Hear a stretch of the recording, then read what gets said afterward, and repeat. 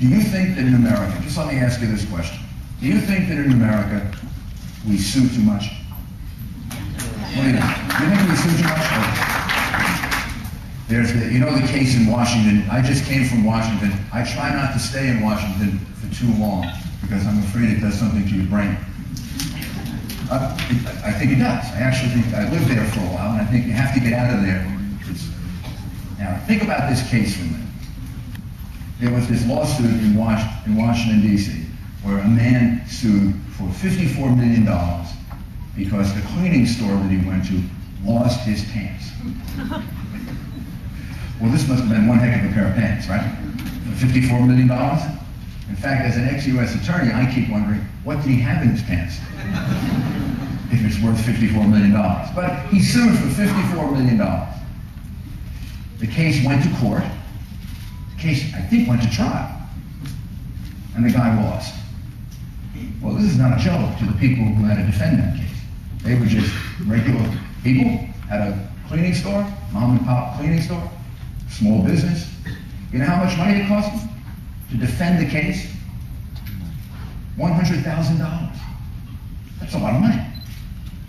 I think that our legal system should protect people against abuse like that. I think that, for example, that man should now have to pay them $100,000. He should have to restore them to where they were before he abused them with that lawsuit. And I think we have to change our legal system to reduce the abuse that goes on with lawsuits.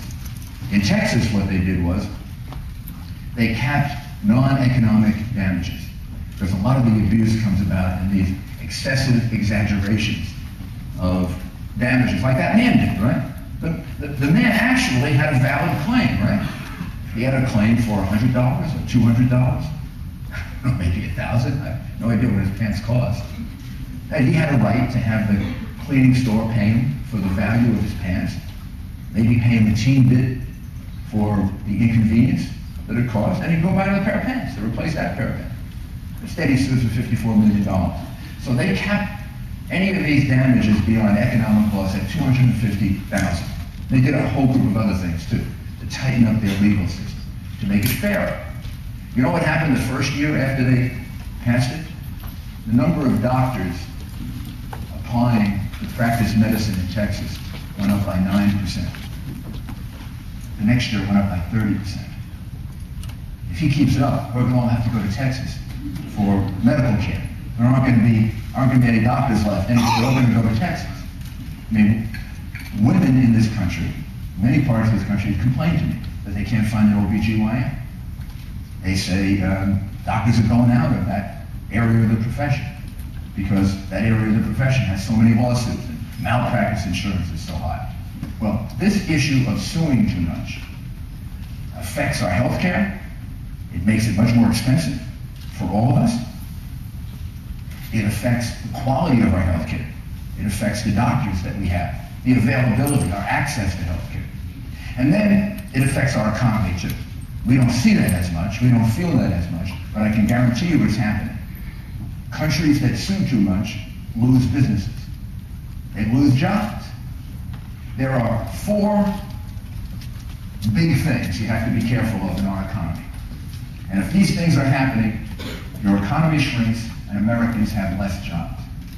If you can reverse these 4 things and prevent them from happening, then your economy grows and the sky's the limit. Here are the 4 things: overspending, overregulating,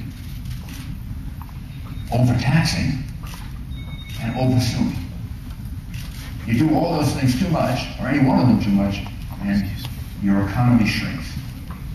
It literally puts a lid on your economy, and people can't grow, and young people don't have as bright a future when there's a lid on your economy. Now, if you make sure that those 4 things don't happen, if you're a president that understands that this economy is essentially a private economy that needs to be encouraged, not burdened, then you kind of lift that lid off, and people can aim for the sky. They can become as successful as their hard work and talent, and sometimes luck, allows them to be. And what happens in America that is organized around that kind of principle is that helps all of us. Somebody starts a business, that's good for them. It's also good for the 2 people they hire.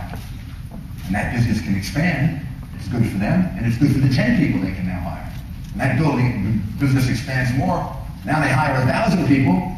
Some people get very jealous. Well, that guy with the business right now is getting very rich, and he's getting, the way I look at it, now 1,000 people are working. And 2,000, this is the way America grows. This is the quintessential thing about our country. We're a private enterprise country. We're not a big central government country. Or at least, when we're a private enterprise country, we grow. Sky's the limit. When we're too much of a centralized government country, we become like Europe. So, here's what I would do. I would, first of all, make sure that we kept taxes low and lowered them some more. Since you put some Democrats in Congress, for example, here in Iowa, they voted to raise their taxes. It's a mistake to raise taxes in the present economy that we have. A big mistake. It is not going to help poor people. It's going to hurt poor people. I tell you that as an expert, as someone who had a city that was dramatically hurting poor people by taxing too much, because we were taxing jobs out of the city of New York.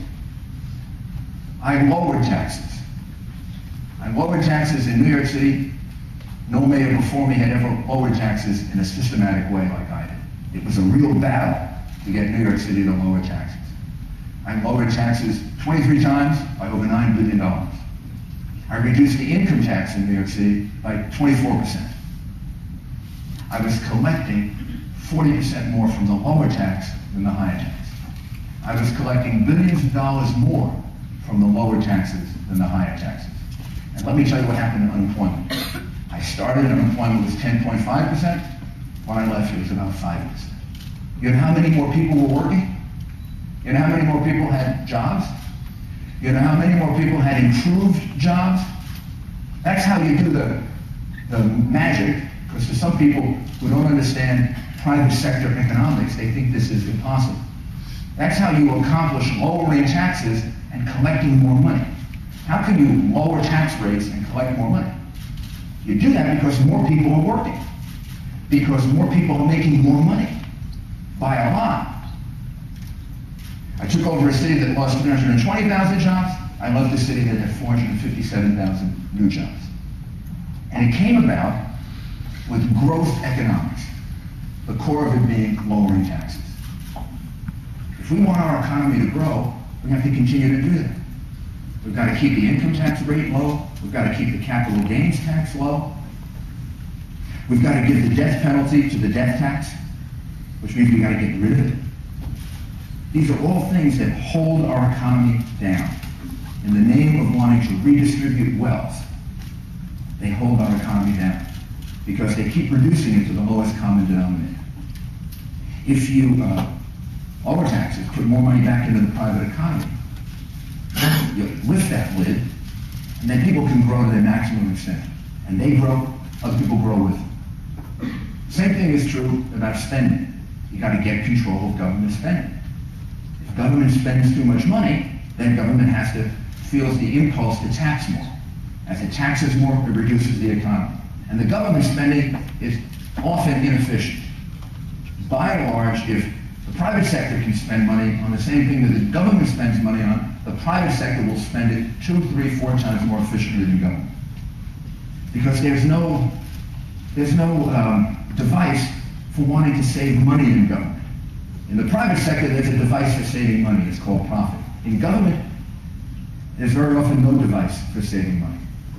That's why the worst thing we could do for healthcare, the worst thing we could do for healthcare is to add more people to the government rolls. More people covered by government, the more expensive healthcare will be. If you want to give access to more people for healthcare, and you want to bring the cost of healthcare down, and you want to bring the quality of healthcare up, the last thing in the world you do is create a government mandate and a government program. Here's what happens with government mandates and government programs. It becomes more, the minute the government mandates something, it becomes more expensive.